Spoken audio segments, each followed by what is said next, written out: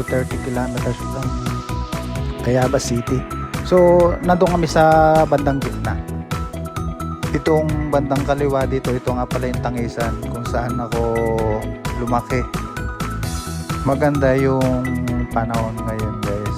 Kitang kita natin ang ganda ng sikat ng araw. Yun nga lang kapag magkagabi na, palaging umuulan. So ilang gabi nang umuulan guys. Ang network road nga pala na ito guys, yung Tayabas Mauban Road is N605 o 605. Yun namang Lokban to Mauban, N604 yun. Yung AH26 nga pala guys, yung simula Luzon hanggang Mindanao, AH26 naman yun. Asian Highway 26. Yung nasa Lucena yung diversion, AH26 yun. So mga 20 plus kilometers kami doon yung distance namin.